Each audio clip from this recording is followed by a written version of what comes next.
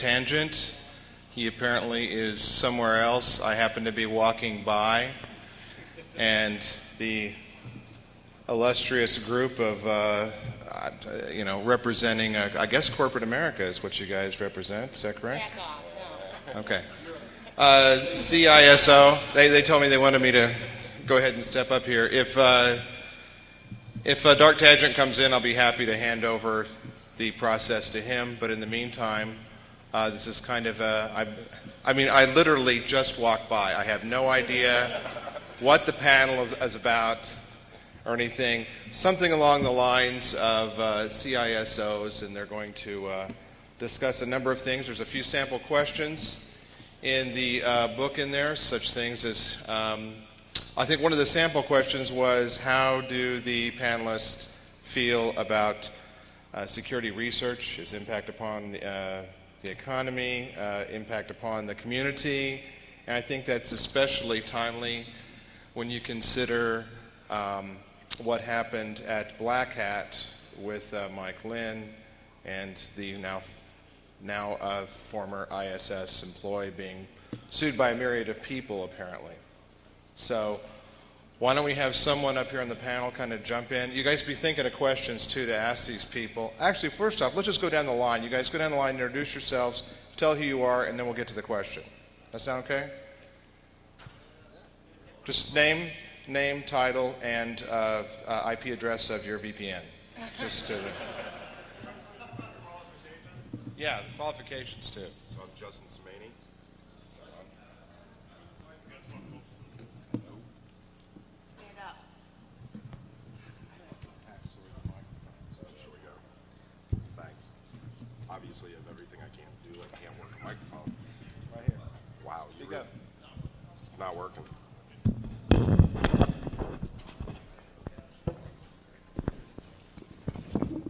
I'm Justin Somaini from Verisign.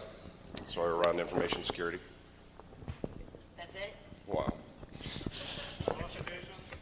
What's that? He's not qualified. Pamela Fusco, Chief Information Security Officer, Merck Pharmaceutical. I'm certifiable. You're next. This one on? Yeah. I'm Scott Blake. I'm a CISO of Liberty Mutual Insurance Companies. My background is I was the VP of Information Security at Bindview Corporation. A couple ex-Bindview people around I see. Founded the Razor Security Research Team. And so I obviously have a bias for very much in favor of information security research, particularly basic research around vulnerabilities. I think it's essential to improving the technology that we have to work with as part of the businesses that we're trying to operate. So I'm all in favor.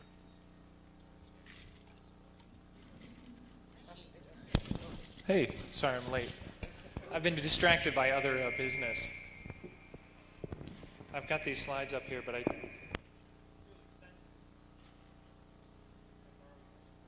Sure, it doesn't work. Doesn't work? Doesn't work. So you got through the introductions? No? Still going? Oh, okay. Thanks, Pam. Proud to serve. Hi, I'm David Mortman. I'm the Chief Information Security Officer for Seibel Systems. Most of you have the pleasure of having your personal information in one of my systems at one of these people's companies, so that's why I'm here. I'm Ken Pfiel, CSO, Capital IQ, a division of Standard & Poor's. I'm Andre Gold, Director of Information Security for Continental Airlines. And I'm Paul Simmons, CISO of ICI, and I sit on the board of the Jericho Forum. And I think people were asking, you were asking about qualifications? The only qualification I hold is I'm a qualified whitewater canoe instructor. Okay, sorry I was late. Typically when we've tried this in the past, I had all these really nice questions and try to get them off on certain topics. And we didn't have a lot of time for questions and answers. So this time I'm going to try something different, which is a lot more audience participation. I have a couple of questions for them first, and then we're going to let them talk about it for a while. I only have 2 or 3, and then we're going to open it up to the general audience.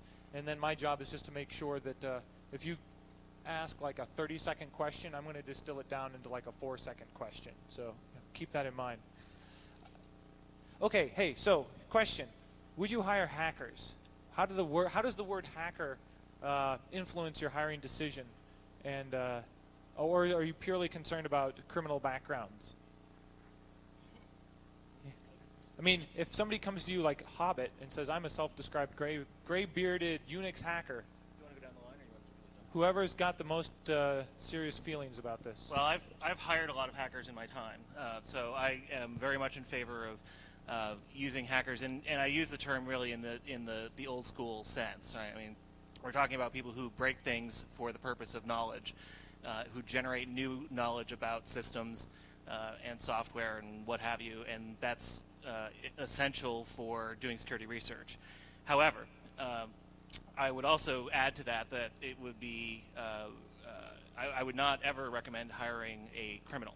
Right? Now, where the line gets drawn is sometimes a little bit fuzzy, but that may be a whole other discussion. Well, I mean, would you do a Google search on their hacking handle and see if pops up on some Chinese defacement team, or? I would definitely look at published research that somebody has done. And look at what participation in discussion lists, whether they've contributed positively to the community or not, and if there's somebody who has respect to their peers and so forth. In terms of, I would not intentionally dig deep into other activities beyond those positive contributions to the research community, other than a criminal background check. I've hired people who've gone bad. So they were good when they came, and then they went to the other side. And the other thing is, I would do a Google search. Was it because they were reading 2600 or something? Because I'm really tough, man. No, and the other thing is I would do a Google search, but if they're good, I'm not going to find it anyway. So.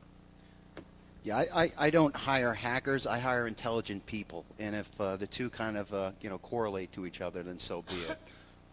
So you think this whole debate about hiring hackers is a non-issue, pretty much? I've got a 13-year-old daughter, so I'm pretty much well in tune with that. Yeah. There's a media misconception I think that's out there that hacker correlates to criminal, which I think most of us would hopefully agree is wrong. That there may be certainly examples of correlation, but that doesn't necessarily prove the rule. So right. It's sort of like a plumber, right? You can have a plumber, or you can have a criminal plumber, but they're still basically a plumber. Exactly. So yeah, you can be a criminal hacker, or you can be a, yeah. Yeah, over in the UK we have a thing called check certification. I don't know anyone here is check certified. Basically what it means, it's the only certification as far as I know in the world for hacking. And it's actually sponsored by the UK government. And it means that you're cleared to hack UK government systems. And that means they've done a background check, and they're happy with you working on government systems.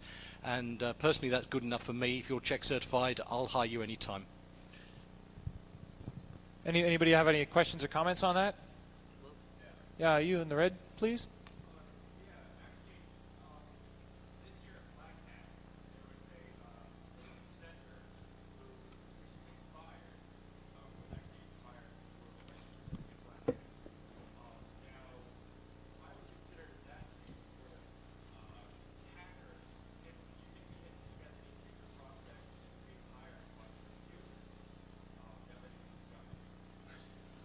So the question was, there's a presenter at Black Hat who was fired for giving his talk, and he quit 2 hours before his talk apparently, but he wasn't fired. But had he not been quit, he would have been fired.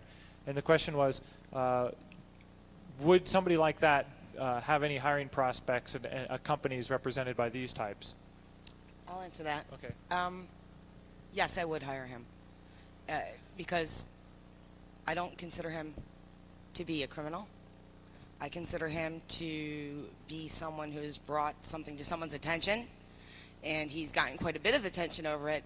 But I think that we all learn from what has happened in the past, and I hope that we move forward. So I think that he's a qualified individual, and if I had a position and he passed the HR, criminal, blah, blah, blah, he would be gainfully employed. Anybody else? I just second it. Insofar as there was a call for security research. I don't currently run a security research team, but if I did, then sure, with the same caveat. Right. I think there's another question over here Sir?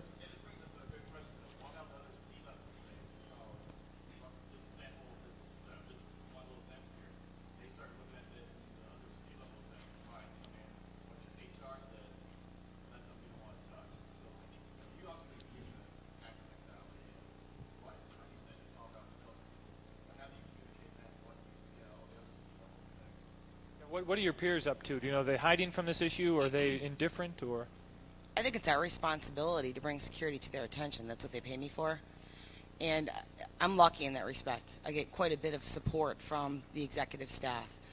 And I think that they would trust the opinion of what I'm bringing to the table. But I also trust, it's not just me, it's my team. And I have about 5 people in this room that come with me to Black Hat and to DEFCON. And I trust them. And if they're, they're going to be working with these people. I just sign the paperwork and pay the bills, right? So if they're in agreement that an individual such as that is welcome on the team, I'll be damned. Then I'll take it to the highest level I need to get the person hired. Yeah. One more question. We'll move on to a new one. Sir? I can't hear. I'm sorry. Talk a bit louder, please.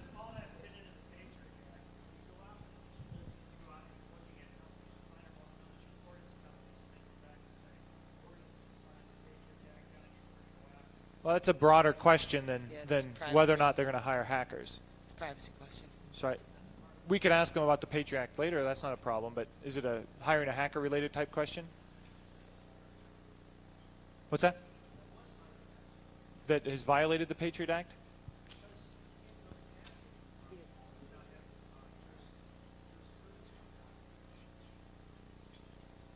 It's being done every 5 seconds. I mean, plenty of people are hacking every day, and they're not being busted on Right. the Patriot Act. So,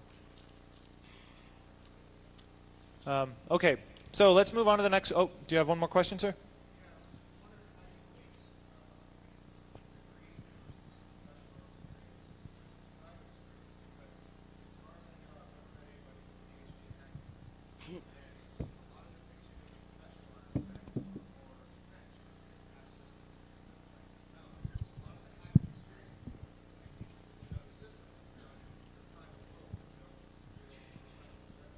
Right, right. And I think there's a question on this earlier. His question was, how do you rate private versus professional experience versus maybe academic security experience, and weigh that in a hiring type decision? And it also kind of relates to what we talked about earlier, which was certification. Would you hire somebody with a CISSP or a security MCSC over somebody with nothing? So.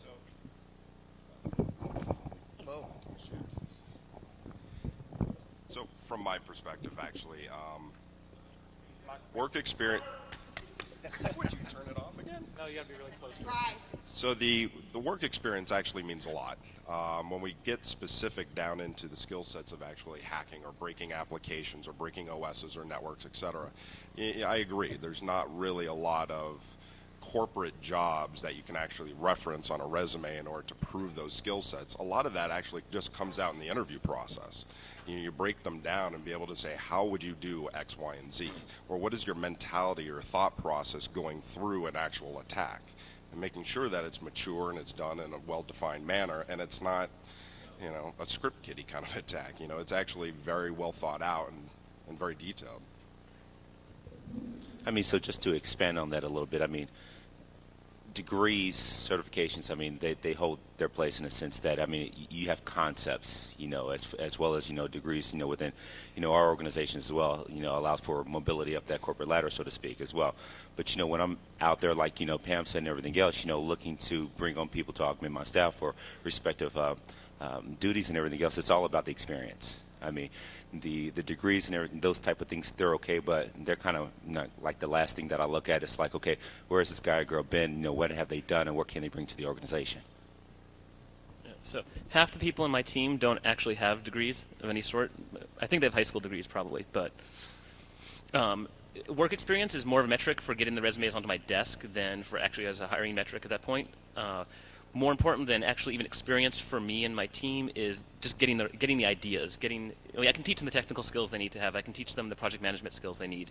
But if they just don't get it, they don't get the idea of security, they don't get the idea of risk management, it doesn't matter if they've been doing this for 10 years or if they have a PhD in computer science. I don't care. Yeah, getting this back to reality, the bottom line is when you're faced with 600 or 800 CVs on your desk, or certainly going through your human resources department, you go degree, no degree, degree, no degree, degree, no degree. Ultimately, a relevant degree says that you are capable of a certain degree of learning. And yeah, absolutely, you bring them into your business and you teach them and you put them on training courses and everything else. But the degree says at least they have the capability and the wherewithal to go out and learn new skills. And it might not be perfect, but it is generally a fact of life in the corporate world. The other qualification I tack onto that is publications. For someone who's going to be doing research or red team kinds of activities, I would want to see published new vulnerabilities or published papers on techniques, things like that, as part of the qualification, seconding the other things that have been said. Degrees do count, unfortunately. I think one thing being left out of the equation is attitude also. If you've got the worst attitude and you're the best hacker, I don't want you. If you can't play well with others, I don't want you. So, that. Gentleman in back. Okay, so we'll have one last question, and then we'll move on to a new topic. One of you said that you don't hire hackers per se, you hire intelligent people. You've also made it clear that you're interested in finding people who are capable of learning. What are you, as CISOs, doing in your companies to help facilitate, allowing these people you're hired to continue to experiment, continue to learn?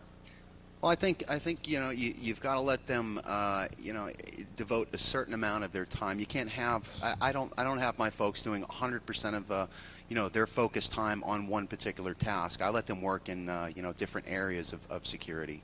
We provide them with the training that they'd like to go to within reason. So that those are just a few of the things. We also do peer training and sit downs, lunches, outings, that sort of thing. So. Okay. Send them to DEFCON. Thanks, Pam. Woo! Okay, next topic is kind of near and dear to my heart, related to the whole Enron case, and that's data retention. In the wake of Microsoft, how long do you keep data, and do you do it as a defensive measure against lawsuit, or is it just sheer log bloat? What's your overall thought on log retention? Data retention. Anybody? So I'll jump in here. So log retention, or data retention more specifically, can actually be driven more by external legislation, be it credit card information, personal information, et cetera. So there's a lot of limitations on and requirements on how long we have to hold it and when we actually have to delete it.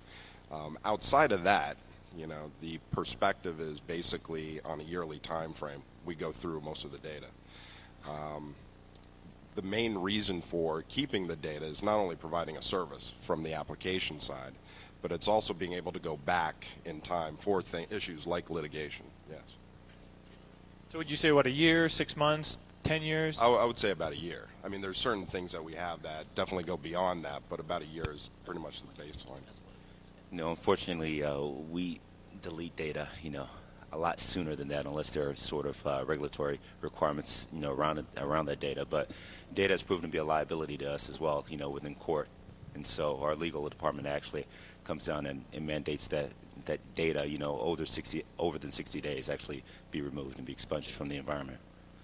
Our data retention policy is about 80 pages, and it's driven by a wide variety of state and federal legislation for different types of information. There are a lot of different things, and everything has its own rules for how it gets. So it's a total nightmare mess. I wouldn't call it a nightmare, but it's complex. Yeah, I mean, we're driven by legislation, and we've got places, because we're a chemical company, where we have to keep data on people, and particularly their state of health for 10 years after they die. So potentially that's up to 100 years. Which is a real issue because, of course, media changes the whole time. Media doesn't have a 100-year lifetime. I was going to say, you've got a lot of money in Maxtor and Hitachi then. Well, we're going back to microfiche. Microfiche is about the only thing that actually works properly. Wow. Cool. Okay, sir.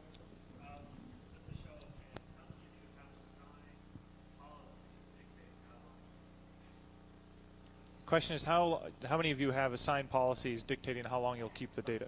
Signed policy. Yeah, signed policy. Everybody. We keep data 100 years in the pharmaceutical industry, which is, it's crazy because when you store data, 100 years from now, the technology that we used in 1801, it doesn't exist in 2005.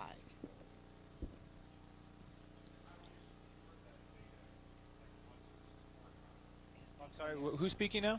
Stand up, please. Oh, okay.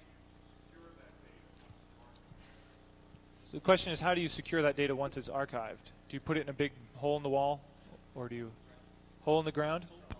Salt mines. Salt mines are really good. Salt mines are really good. Sunglasses?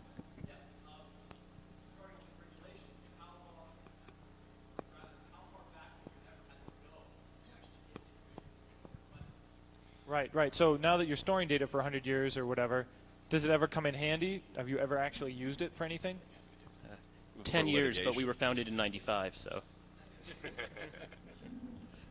I think the furthest we've had to go back is in the order of about 30 years. We were founded in 1928.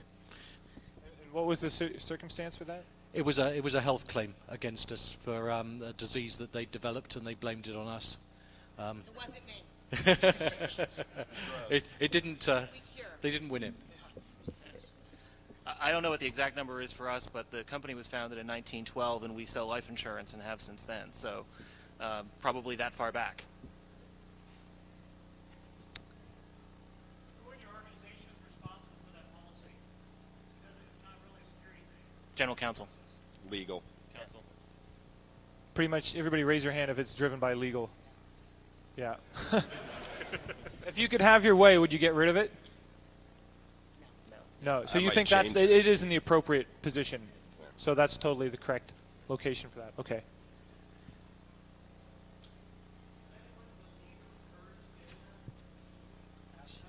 Oh, absolutely. Oh, yeah. Yeah.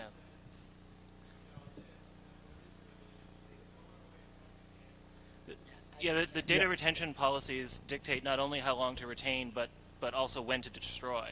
So a lot of our policies are written in terms of the maximum retention period, not only the minimum required retention period. And when you reach those maximums, you just purge. Yep. And hopefully that Stone Mountain place doesn't have your hands on their tapes, right? They probably lost it anyway. Yeah. Yeah.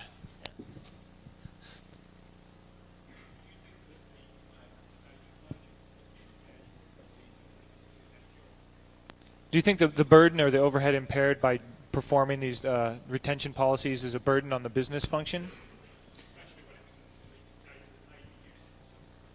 Yeah, we at ICI Corporate Centre in London, we have a 15-month deletion policy on email.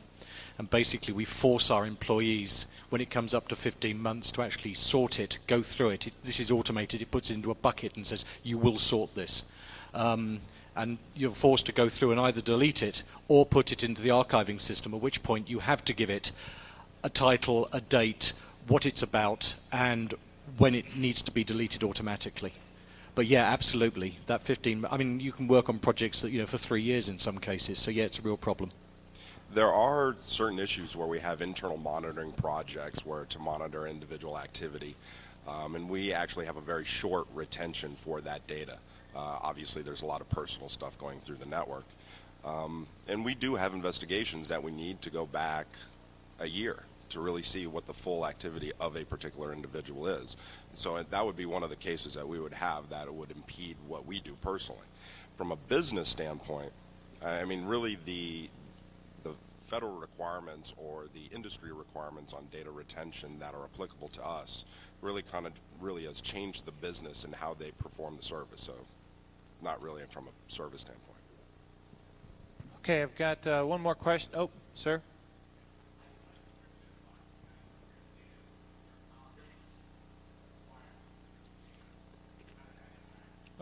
So the question is, are there data privacy laws surrounding how you retain the data? Do you have to keep it encrypted, ROT 13? How do you keep it encrypted? Yeah. The paper files are really ROT hard 12, to encrypt. its successor. Yeah. Yeah. So you say microfiche, and then you physically have control of it, and then you put it somewhere and hope it doesn't burn down. So when you look at things like PCI, or Visa's MasterCard certification program, where they actually require the encryption of credit card data, well, for the companies that do it, we all do, absolutely. Basically going back to the point, I think the encryption of the actual data on the tapes before they're shipped out is very important. The encryption of the data within the databases, even though they're running in production, like the credit card data, social security numbers, etc. I mean, it's absolutely imperative that we do that because application security is getting a lot more dangerous nowadays. And without it, it's just a recipe for disaster. So from a data encryption perspective, it also depends on what the data is and where the data is going. So there's encryption regulations. Data in transit needs to be encrypted, but in some cases data at rest does not. There's also, because we're international, different encryption laws. Paris is different than what we do in Germany. Location of the data, there's no offsite storage in Germany, and I may be wrong, that may have changed, but last I checked it wasn't. So we have to be very careful when we're talking about what we're doing with what parts of the data and with what region specific as well. Which algorithm? And which algorithms. So Jeff's a little busy. Sorry. Yeah, there's some action going around Pool 2 right now I needed to know about. Actually, I'll chime in on that if I could, actually. Pool 2 action? I think No. Oh. No, not that. I mean, I don't know if anyone remembers the quote. I don't know if Bruce is here, but if you think encryption will solve your problem, you don't understand encryption and you don't understand your problem. Right? It's a great quote. And I think if we look carefully, I have to disagree with Justin a little bit, but if we look carefully at some of the issues where we look at how things are needing to be encrypted or whether they should be encrypted, look at something like backup tapes. Right? Backup tapes it's a great idea to store them in an encrypted format until you need to actually restore from the tape, right? Then you have a problem because you need to decrypt that information, right? And now that, depending on where you are, I mean, if it was just a simple drive failure, then that's fine. But if your data center exploded and all your key material was there, you have a major problem. So where are you going to store the key material? Well, the safe place to store it is with the tape.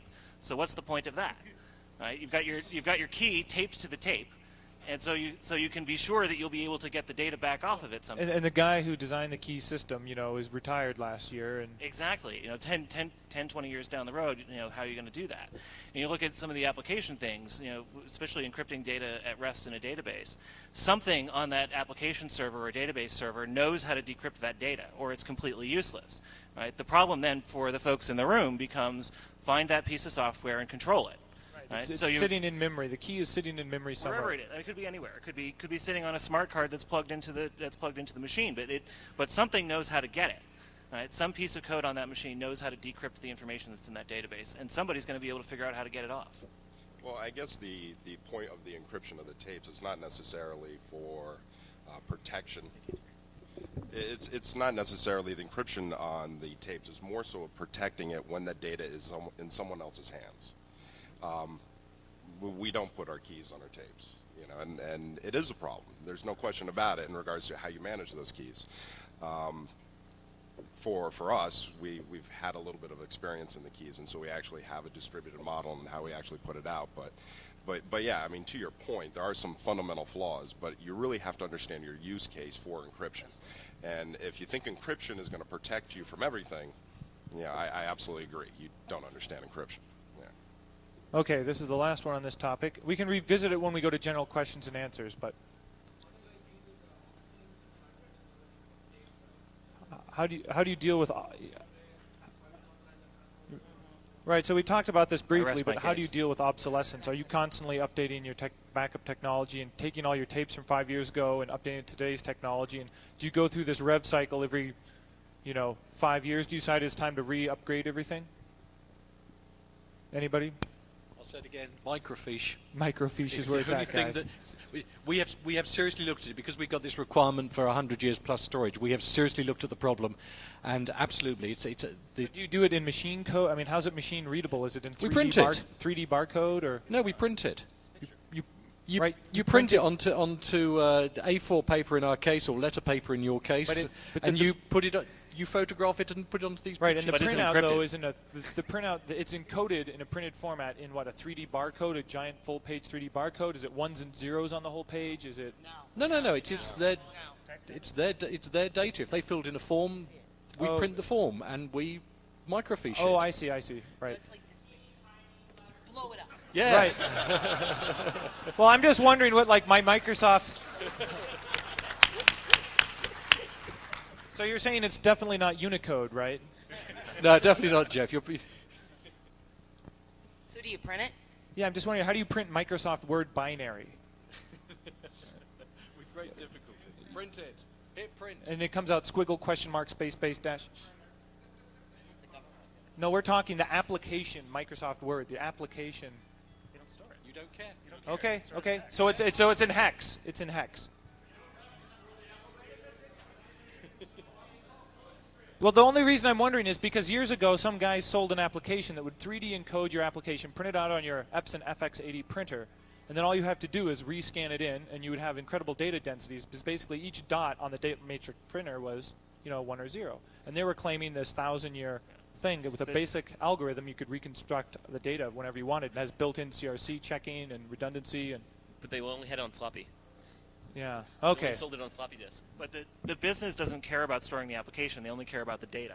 Right? So the data gets printed out in a report, and it's paper or microfiche or whatever, and it's the data that gets stored. So, okay. I'm just concerned that you have the data but nothing to interpret it. You have people. It's in English. Okay. Right. You want to back up the.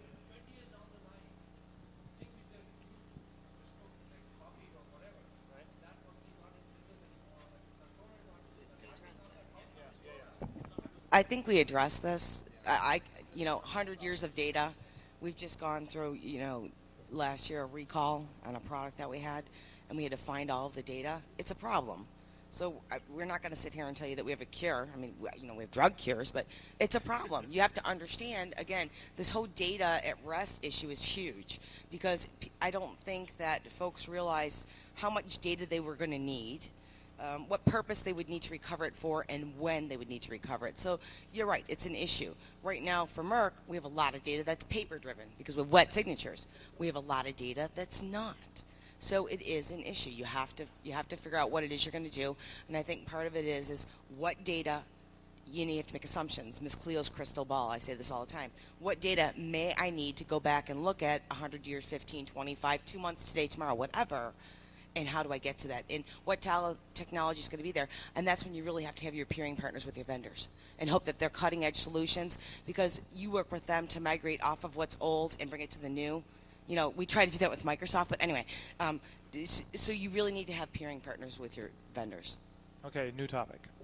So, if you had to rate your the danger from hackers, evil outside influences that are like bored college students, versus organized criminals versus internal employees, how would you prioritize those three?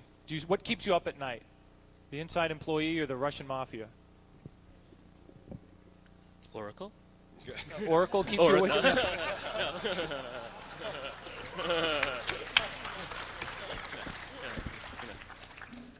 No. Marianne's not here. It's okay. She won't kick my ass. Till later. No, seriously, internal employees, industrial espionage, and then outside influences. For us, it's the organized crime, the internal, and then the hacker. Any of you guys? Yeah, for us, it's the outside industrial espionage. Number one. Is your number one? Be the internal employee. Number one. So it's internal employee and industrial espionage are your top two, and the outside hacker is pretty much in the grass. Right, one of the, Not to disrespect anyone. right. Let's make that clear, Yeah, I mean, I made the comment at Black Hat. I mean, and one of the reasons why it's the internal employee, because we don't necessarily have a culture that's conducive to actually permeating security within, our fabric, our employee base and everything else like that. We've traditionally built applications predicated on, three things, right? Cheap, fast. You can build them cheap, fast, or secure. You can have any two of those, but it's real hard to have all three of those attainable in any project or application that you work on. And so we've traditionally done, the cheap, and the fast as a way to convince our business units that, hey, technology can add value. Now in this day and age and everything else, going back and trying to get, security development, integrated into the SDLCs, and then just the methodology and mindset within the employees, is somewhat of a challenge for us. So when security vendors are selling all the new blinky products that are all focused to protect you from hackers, that's not terribly relevant to what you want to buy. No, you just call bullshit. Go with it. Well, you know what, though? I think that an internal individual that crosses the line is the external individual, and who's also not to say that the internal employee, the trusted employee, and I'm not picking on you here, Dave, sitting in front, doesn't share that information with an external person on a chat board, right? How else are they going to get it? Right. So I think, for me, it's one and the same, but I just go to bed at night now because it'll be there in the morning.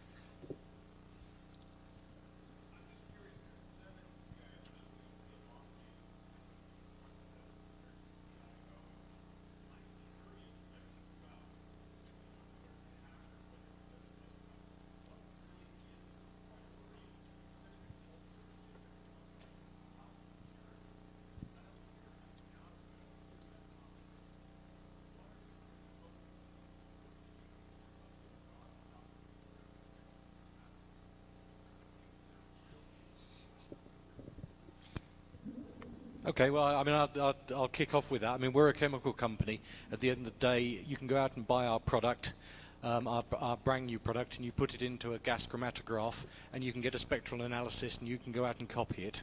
It's very easy. Yeah, what is going to keep paying my salary and my bonus going forwards is what we've got in the heads of our scientists and what's in our computers, what's coming next. It's how we steal a march on the competition. It's intellectual property, absolutely, and it is key to our business. So it might be totally trivial things like paint that you paint on and starts pink and dries white, which is one of our latest tricks. It might seem daft, but it's actually stealing a march for all those people who want to overpaint their ceilings. And it's it's selling very well at the moment, and the competition will bring something out in the near future, absolutely. So it's how you can get that edge on the competition, and that's all tied up in intellectual property, and ultimately that's what I'm there to protect. How you do it, of course, is the whole range, because you've got Trojans out there, you've got hackers out there, you do have industrial espionage, and we know we have a lot of that out there trying to steal those secrets.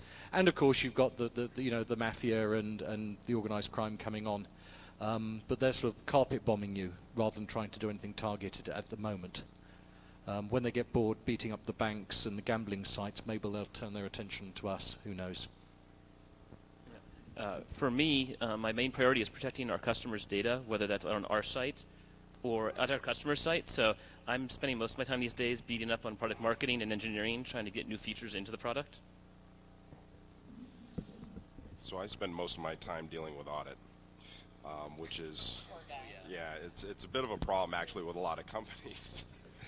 Where we actually find a lot of our attention being focused in areas that probably, maybe, in our opinion, aren't necessarily where they should be focused on. I mean, I'm a very big believer in audit, but some of the rules and requirements coming out of SOX are a little bit misguided. Yeah, audit for audit's sake is not... Exactly. I mean, there needs to be a purpose to it. I mean, so when we go through and we do an audit, I mean, I would expect that we hit the source code. We go through the entire application. We actually review it for true load testing, not just does everybody have a password, which is important too.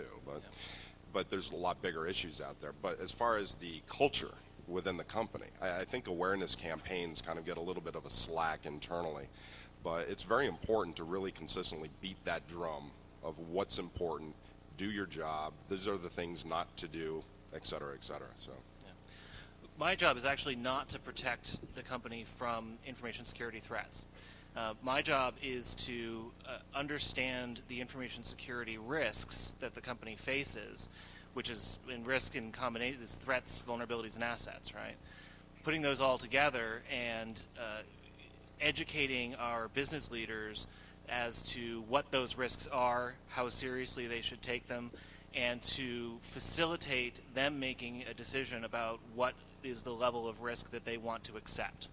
Because ultimately, at the end of the day, it's a business decision. Exactly, and we're insurance, right? We're in the risk management business, right? We understand this stuff.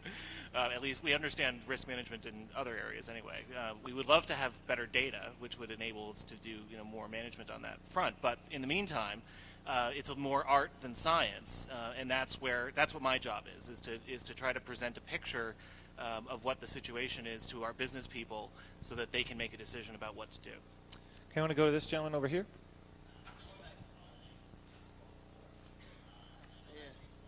Yay. Yeah, we're leaving now. I work for a private company. He's going. Oh. Yes. Hey, I'm in the middle. No, I mean, identity management for some sakes is pretty important. I don't like to have people tell me what I should do when they don't understand our business, or they don't understand our infrastructure, or they don't understand a basic operating system. I mean, a lot of the audit organizations aren't necessarily very technical in nature, and therefore can't really understand what the actual risk is on your particular environment, or actually how to do some of the artwork in regards to the multiple layers of mitigation that were implemented to protect your application or your OS or your network or whatever. The identity management issue is, I mean, we need to be able to very clearly and concisely identify who has access to what, and who they are and what they did, and centrally, it's important, but it needs to be driven in the right way. Right, and just to expand on that too, identity management is another one of those vogue topics within information security and everything else. And so, the problem with identity management is that if you don't have role clarity within your organization, meaning that I, as Andre Gold, an employee of Continental Airlines, gets access to X or N resource and everything else, it doesn't matter, what identity management technology solution that you have. I mean, there's business process and definitions that need to be defined at the role level before you can even think about, any sort of federated identity management or anything like that.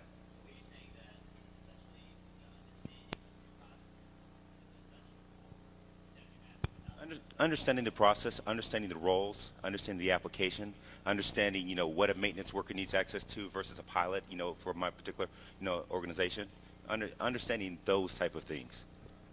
Okay, I'm going to take a question from the guy in the back.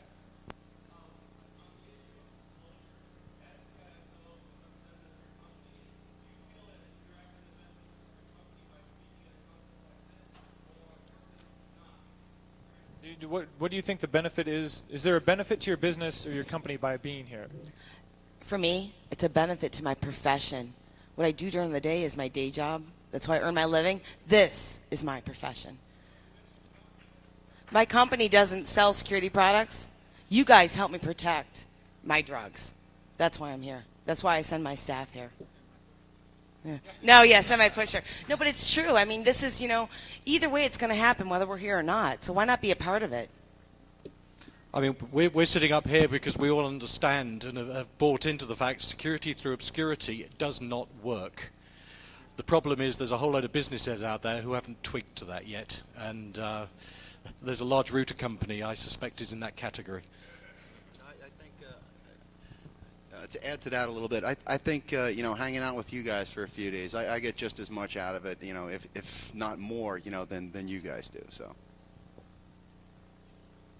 This gentleman in the glasses. That's a great segue into mine. My question is, I'll ask for your industry, not your company. Has your company or industry seen industrial espionage, and have they seen that industrial espionage move to cyber espionage? Okay, so the rephrase the question basically is we hear about cyber espionage or espionage in general. How realistic is it? Does it actually occur in your industry? Is it something that's sort of just made up in the papers? And have you seen them progress in sophistication over the years from maybe old techniques to new computerized techniques? I'm guessing that maybe Pamela's industry is pretty competitive. And so maybe we'll ask her. In clinical trials. What can I say? In clinical trials. Well, I ask her because she's in charge of a 24-hour response team. So I'm not real clear what you're asking. the question is, From a does it happen in your industry? And if it does, has it gotten better over the years? industrial espionage. Yeah. In the pharmaceutical industry, we are exceedingly competitive. I don't want to say espionage doesn't happen, and I'm certainly not going to say that it does, because it's a very thin line. So, for instance, when you're producing a drug, it's exceedingly competitive. It's very expensive. It takes about 7 to 8 years to bring a drug to market. That costs approximately $8 million. However, the bang for the buck is year one, you recoup about $9 million. After that, it's profit. So getting to market is the issue. And there have been studies done where competitors have gotten to market with a very similar drug 30 days before us, and we never reached the power curve. We made great money on it. Excellent, it helped humanity, the community, whatever, but it's the dollar value. They just never made it there. So it's time to market. Was it espionage? Hard to say. A lot of speculation. 800 million. 8 million to develop, 800 million return, but you've got to not every drug you make is a winner. No, that's the thing. I mean, but that's why it costs so much money. But the other part of it is, too, we're not getting on a drug talk here, but the other part of it is, for instance, when you're developing a drug, for instance, you know what Propecia is, right? It's for all those guys that want to grow hair. Originally, it wasn't meant to be Propecia. It was a drug for colon cancer. During clinical trials, which is why we have to spend $800 million to develop a drug, it came out that this particular drug that we were developing for colon cancer helped men grow hair on their head. Hence, therefore, we got 2 drugs. So, a double whammy. Yeah, kind of like Vegas, 2 for 1.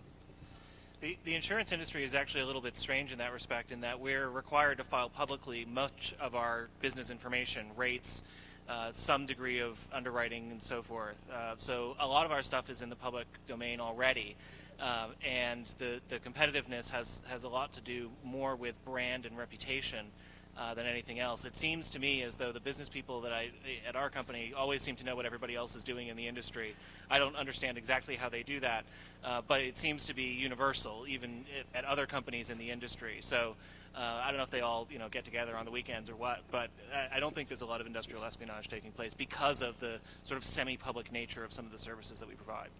So from a general perspective or an industry perspective, the amount of that particular crime going on has really stayed the same. It's actually the methods that they're using in order to get the data out. Very typically, it's the same old methods, conversations, walking out with knowledge. However, when you start seeing things like data being embedded in images, steganography, it gets very complicated in order to truly identify it while it's leaving your company. But typically, it's just walking out the door within somebody's head. Guy in the Sense Post shirt, I recognize your fine fashion sense there.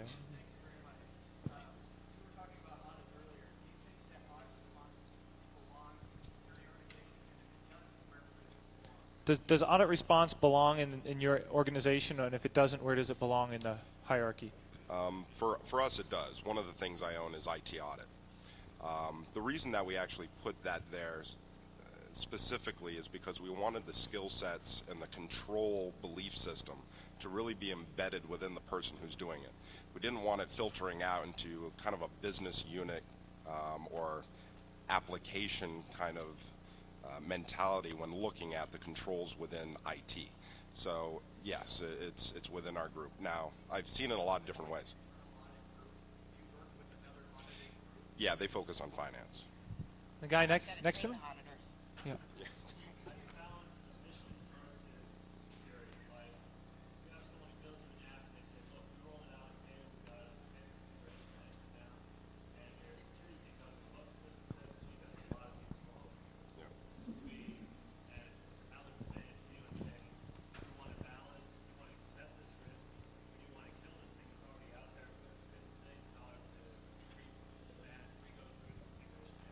At what point do you kill a bad app that was developed internally?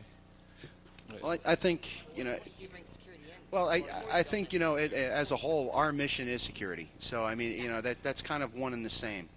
And as far as, getting security embedded into the application in the first place, I think that's probably one of the hardest challenges that companies are facing today. And getting that mindset established. And you've got developers, coming into the organization fresh out of school, didn't really teach them proper coding techniques, that sort of thing.